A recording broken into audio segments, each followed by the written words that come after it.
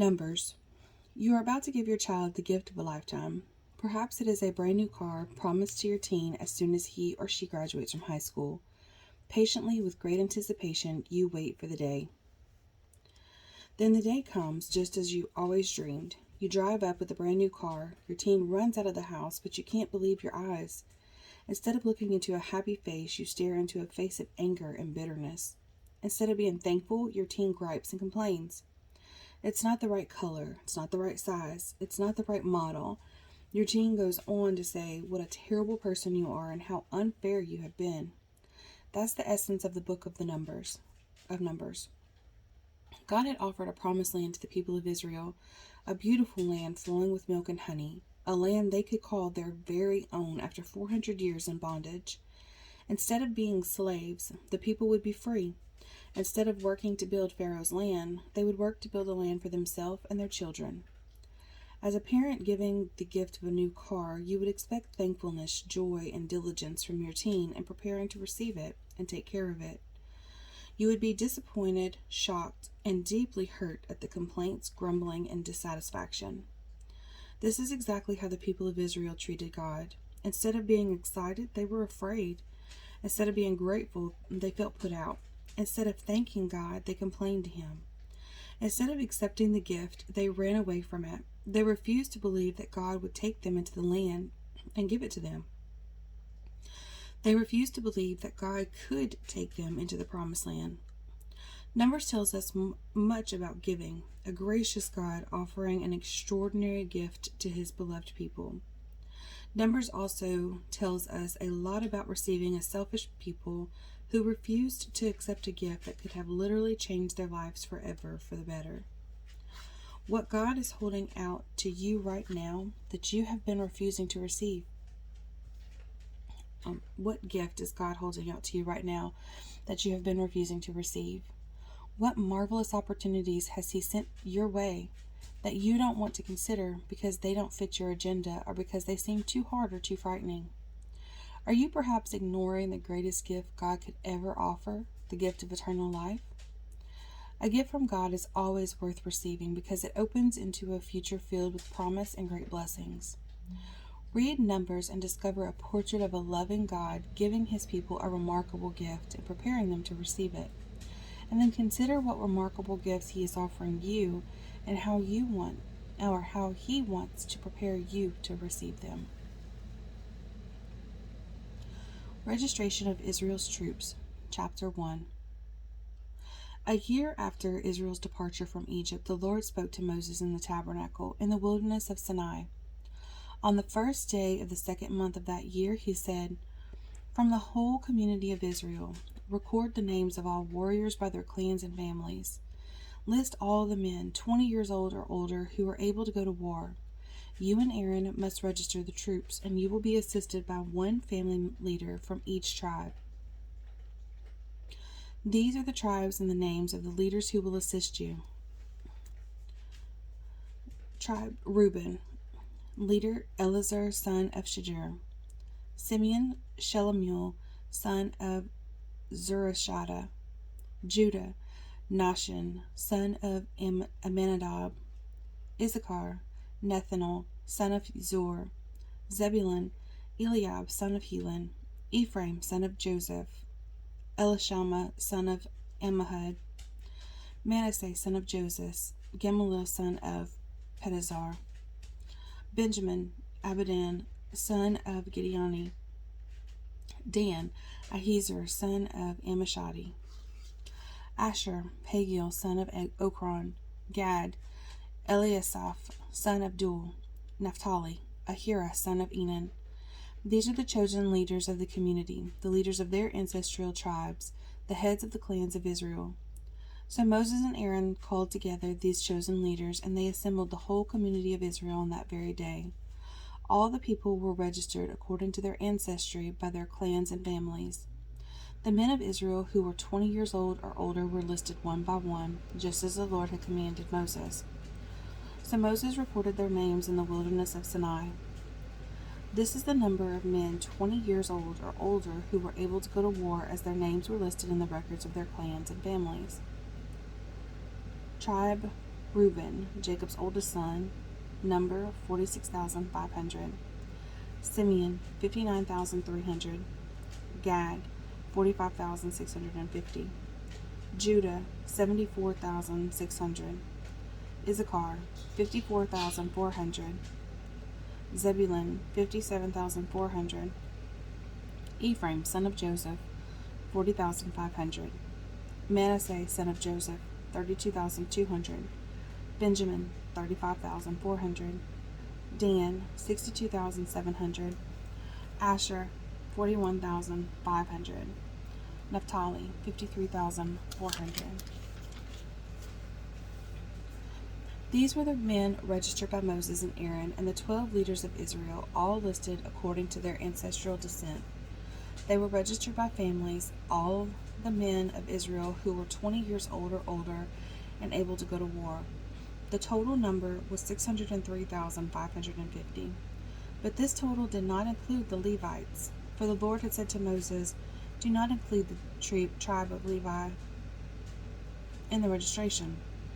Do not count them with the rest of the Israelites. Put the Levites in charge of the tabernacle of the covenant, along with all its furnishings and equipment. They must carry the tabernacle and all its furnishings as you travel, and they must take care of it and camp around it. Whenever it is time for the tabernacle to move, the Levites will take it down, and when it is time to stop, they will set it up again. But any unauthorized person who goes too near the tabernacle must be put to death. Each tribe of Israel will camp in a designated area with its own family banner, but the Levites will camp around the tabernacle of the covenant to protect the community of Israel from the Lord's anger. The Levites are responsible to stand guard around the tabernacle." So the Israelites did everything just as the Lord had commanded Moses. Organization for Israel's Camp, Chapter 2. Then the Lord gave these instructions to Moses and Aaron. When the Israelites set up camp, each tribe will be assigned its own area. The tribal divisions will camp beneath their family banners on all four sides of the tabernacle, but at some distance from it. The divisions of Judah, Issachar, and Zebulun are to camp toward the sunrise on the east side of the tabernacle, beneath their family banners. These are the names of the tribes, their leaders, and the numbers of their registered troops. Tribe Judah, leader Nahshon, son of Amminadab, number 74,600. Issachar, Nathanael, son of Zur, 54,400. Zebulun, Eliab, son of Helon, 57,400. So the total of all the troops on Judah's side of the camp is 186,400. These three tribes are to lead the way whenever the Israelites travel to a new campsite. The divisions of Reuben, Simeon, and Gad are to camp on the south side of the tabernacle beneath their family banners. These are the names of the tribes, their leaders, and the numbers of their registered troops. Tribe Reuben, leader Eleazar, son of Shedeur, number 46,500. Simeon, Shelumiel, son of Zurishadai, 59,300.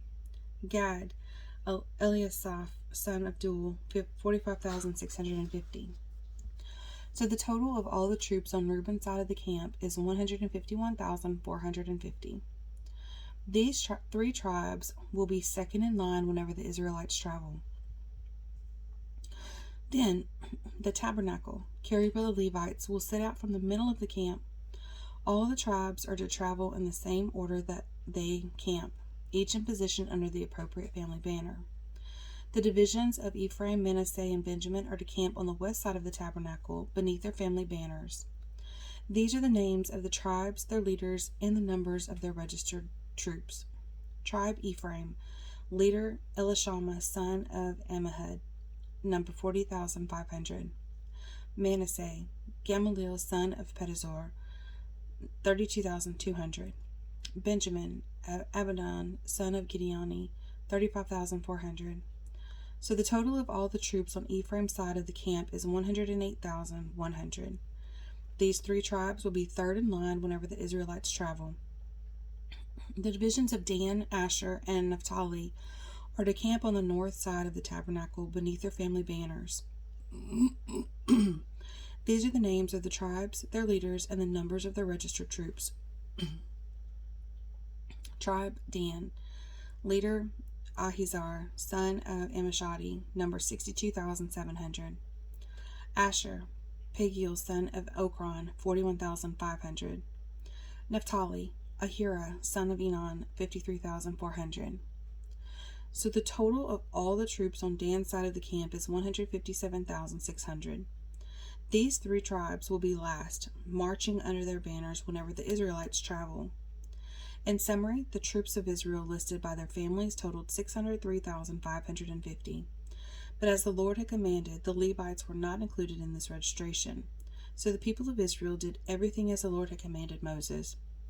Each clan and family set up camp and marched under their banners exactly as the Lord had instructed them. Levites appointed for service, chapter 3. This is the family line of Aaron and Moses, as it was recorded when the Lord spoke to Moses on Mount Sinai. The names of Aaron's sons were Nadab, the oldest, Abihu, Eleazar, and Ithamar. These sons of Aaron were anointed and ordained to minister as priests, but Nadab and Abihu died in the Lord's presence in the wilderness of Sinai when they burned before the Lord the wrong kind of fire, different than he had commanded. Since they had no sons, this left Eleazar and Ithamar to serve as priests with their father Aaron. Then the Lord said to Moses, "Call forward the tribe of Levi and present them to Aaron the priest to serve as his assistants. They will serve Aaron and the whole community, performing their sacred duties in and around the tabernacle. They will also maintain all the furnishings of the sacred tent, serving in the tabernacle on behalf of all the Israelites. Assign the Levites to Aaron and his sons. They have been given from among all the people of Israel to serve as their assistants. Appoint Aaron and his sons to carry out the duties of the priesthood, but any unauthorized person who gives too near the sanctuary must be put to death." And the Lord said to Moses, "Look, I have chosen the Levites from among the Israelites to serve as substitutes for all the firstborn sons of the people of Israel. The Levites belong to me, for all the firstborn males are mine. On the day I struck down all the firstborn sons of the Egyptians, I set apart for myself all the firstborn in Israel, both of people and of animals. They are mine. I am the Lord." Registration of the Levites. The Lord spoke again to Moses in the wilderness of Sinai. He said, "Record the names of the members of the tribe of Levi by their families and clans. List every male who is 1 month old or older." So Moses listened to them just as the Lord had commanded. Levi had 3 sons, whose names were Gershon, Kohath, and Merari. The clans descended from Gershon were named after 2 of his descendants, Libni and Shimei. The clans descended from Kohath were named after 4 of his descendants, Amram, Izhar, Hebron, and Uziel. The clans descended from Merari were named after 2 of his descendants, Mali and Mushi. These were the Levite clans listed according to their family groups. The descendants of Gershon were composed of the clans descended from Libni and Shimei. There were 7,500 males, 1 month old or older, among their Gershonite clans. They were assigned the area to the west of the tabernacle for their camp. The leader of the Gershonite clans was Eliasaph, son of Lael. These 2 clans were responsible to care for the tabernacle, including the sacred tent with its layers of coverings, the curtain at its entrance, the curtains of the courtyard that surrounded the tabernacle and altar, the curtain at the courtyard entrance, the ropes, and all the equipment related to their use. The descendants of Kohath were composed of the clans the clans descended from Amram, Izhar, Hebron, and Uziel. These were 8,600 males, 1 month old or older, among these Kohathite clans. They were responsible for the care of the sanctuary, and they were assigned to the area south of the tabernacle for their camp. The leader of the Kohathite clans were Elizaphan, son of Uziel. These 4 clans were responsible for the care of the ark, the table, the lampstand, the altars, the various articles used in the sanctuary, the inner curtain, and all the equipment related to their use. Eleazar, son of Aaron, the priest, was the chief administrator over all the Levites, with special responsibility for the oversight of the sanctuary. The descendants of Merari were composed of the clans descended from Mali and Mushi. There were 6,200 males, 1 month old or older, among these Merarite clans. They were assigned the area north of the tabernacle for their camp. The leader of the Merarite camp was Zuriel, son of Abihail. These two clans were responsible for the care of the frames supporting the tabernacle, the crossbars, the pillars, the bases, and all the equipment related to their use. They were also responsible for the posts of the courtyard and all their bases, pegs, and ropes. The area in front of the tabernacle in the east toward the sunrise was reserved for the tents, and Moses, son of Aaron, and his sons, who had the final responsibility for the sanctuary on behalf of the people of Israel. Anyone other than a priest or Levite who went too near the sanctuary was to be put to death. When Moses and Aaron counted the Levite clans at the Lord's command, the total number was 22,000 males, 1 month old or older. Redeeming the firstborn sons. Then the Lord said to Moses, "Now count all the firstborn sons in Israel who were 1 month old or older, and make a list of their names. The Levites must be reserved for me as substitutes for the firstborn sons of Israel. I am the Lord, and the Levites' stocks must be reserved for me as substitutes for the firstborn livestock, so of the whole nation of Israel." So Moses counted the firstborn sons of the people of Israel, just as the Lord had commanded. The number of firstborn sons who were 1 month old or older was 22,273. Then the Lord said to Moses, "Take the Levites as substitutes for the firstborn sons of the people of Israel, and take the livestock of the Levites as substitutes for the firstborn livestock of the people of Israel. The Levites belong to me. I am the Lord.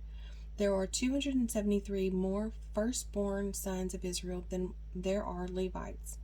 To redeem these extra firstborn sons, collect 5 pieces of silver for each of them, each piece weighing the same as the sanctuary shekel, which equals 20 gerahs. Give the silver to Aaron and his sons as the redemption price for the extra firstborn sons." So Moses collected the silver for redeeming the firstborn sons of Israel, who exceeded the number of Levites.